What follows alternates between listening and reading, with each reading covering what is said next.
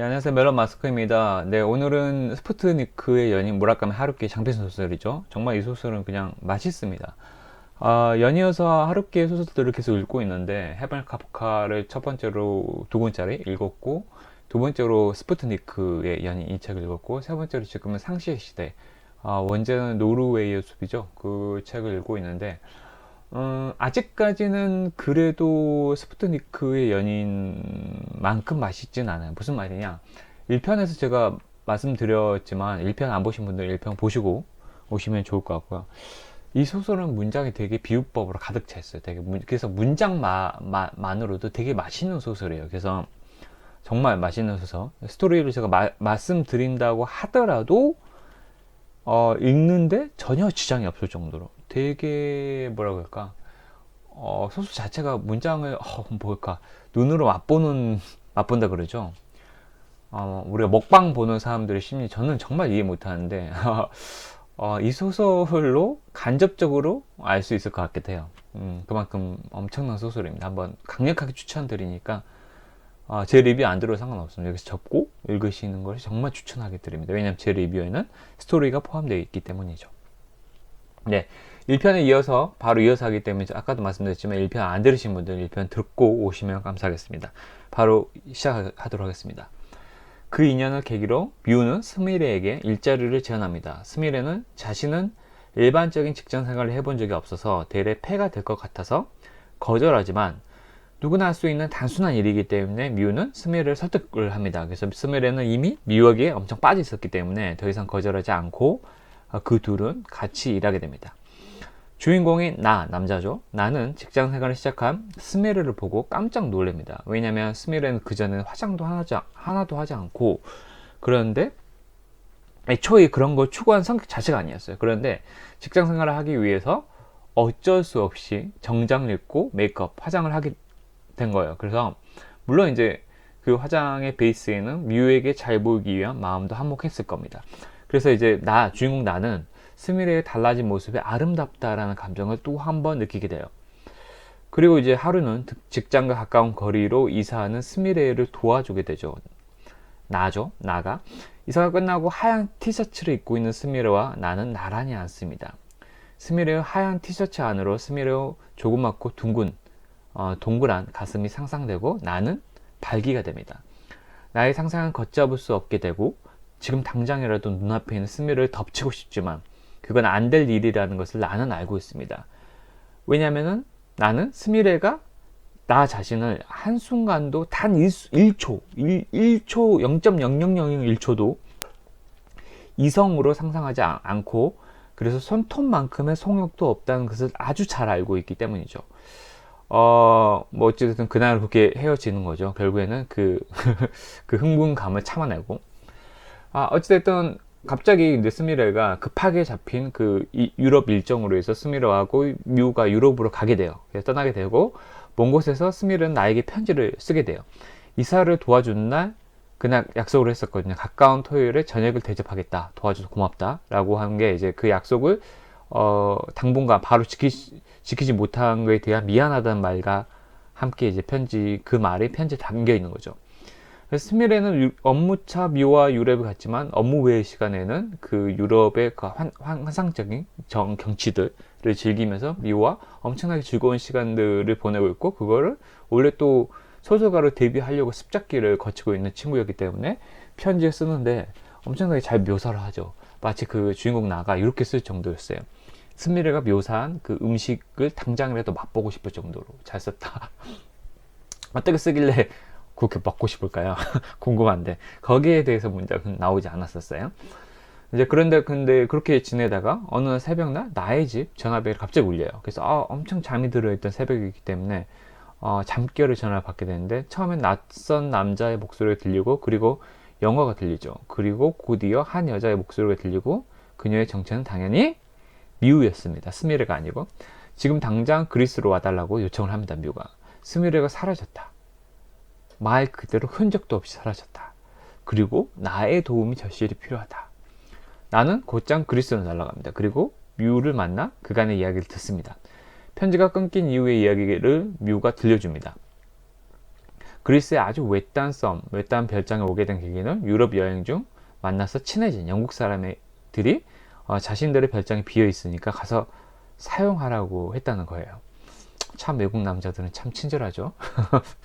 하여튼 뭐 그곳에서 뮤와 스미레는 아늑한 일상을 보내고 있었었죠. 그러니까 뉴드 비치라는 곳에서 서로 발가벗고 일광욕을 즐기고 또 돌아와서는 밥을 먹고 스미레는 글을 쓰고 뮤는 책을 읽거나 음악을 듣거나 그러다가 뮤는 스미레에게 자신의 과거 이야기를 어느 순간 들려주게 돼요.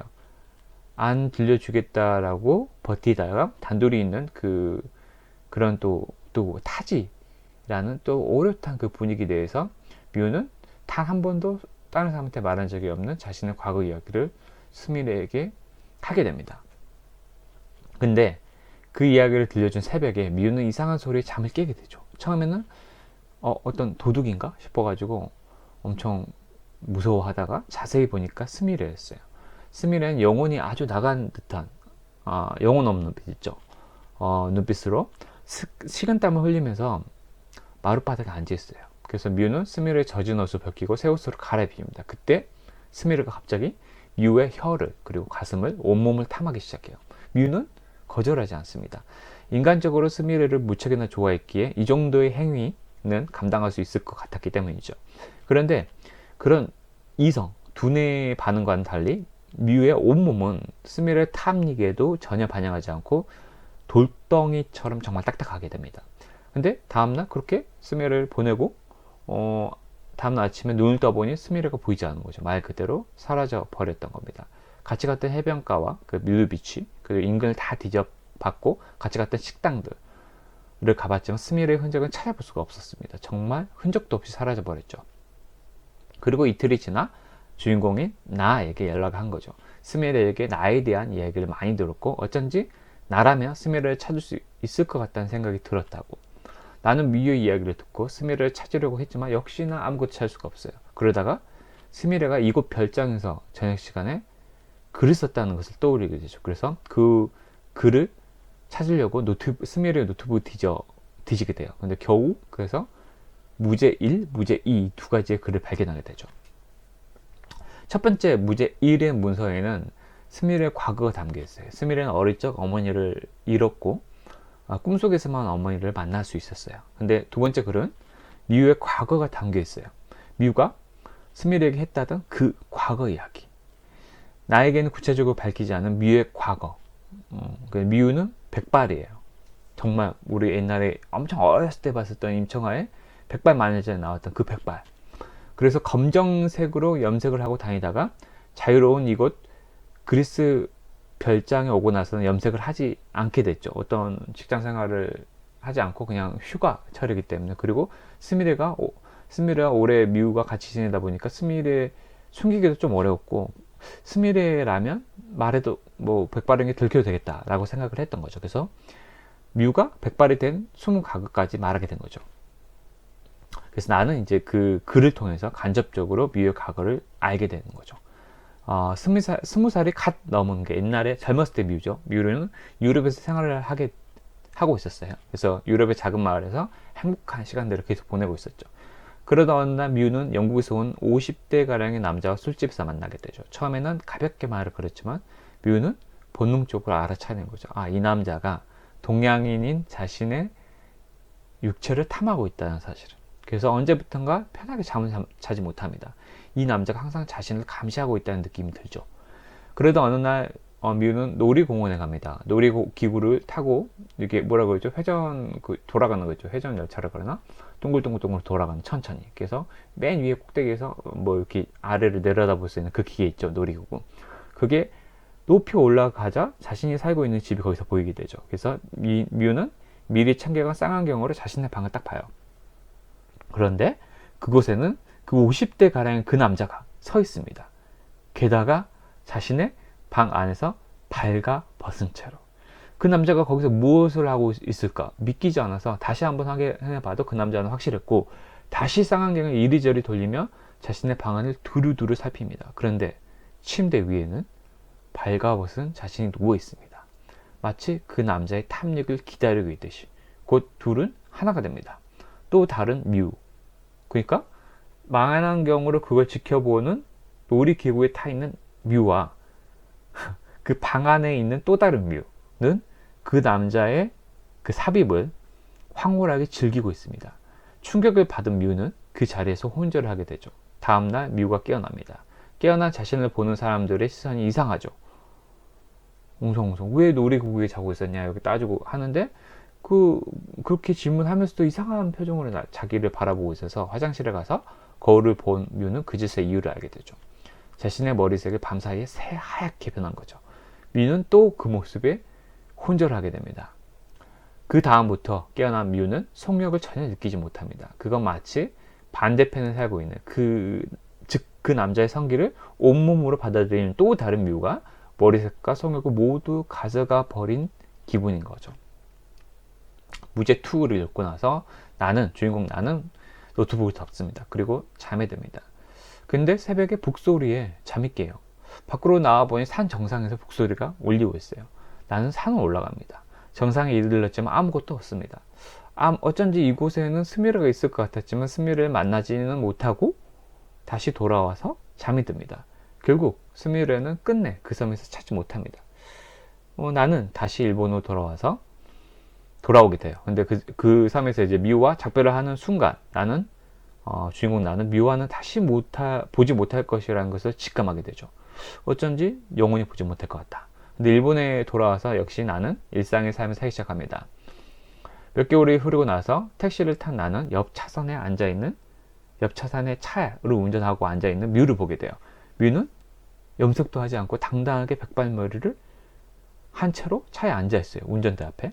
하지만 뮤의 눈은 영혼이 전혀 없어 보이죠. 아무 영혼이 없어 보여. 마치 반대편의 뮤가 그나마 남아있던 마지막 영혼까지 다 앗아가 버린 것처럼 말입니다. 그때 뮤의 차가 출발합니다. 그 뮤는 나를 보지 못했죠. 나만 뮤를 본 거예요. 그리고 그 다음날 새벽 나의 집에 전화벨이 울리죠. 뮤일까? 라는 생각에 전화기를 들게 되는 거죠. 근데 나야 돌아왔어. 스미레이죠. 나는 놀라지 않습니다. 마치 이렇게 될 줄 알고 있었던 것처럼 스미레도 놀라지 않아요. 그리고 소설은 끝이 납니다. 대단하죠? 마치 이제 소설은 진짜 진정한 사랑에는 어떤 과정과 여정이 필요하다는 철학을 좀 담고 있는 것 같아요. 제 생각에는 주인공이 나를 사랑하고 있지만 사랑하고 있음을 깨닫지 못하고 있는 스미레는 뮤와의 동성애를 통해서 어떻게 보면 진실한 사랑의 의미를 깨닫게 되는 것 같았어요.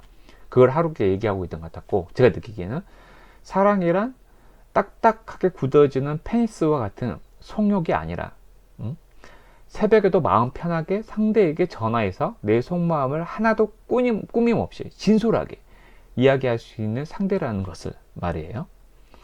만약 저 세계, 우리에게 잊혀진 저 잠재의식의 저 세계는 상실의 아픔으로부터 보호되는 곳인 것 같아요. 제가 보기에는 현실이 아닌 공간, 그게 이제 프로이트가 말하는 잠재의식의 공간인지 그냥 우리가 상상해낸 그냥 가상의 공간인지 모르지만 두 가지 모두 어찌됐든 현실이 아닙니다.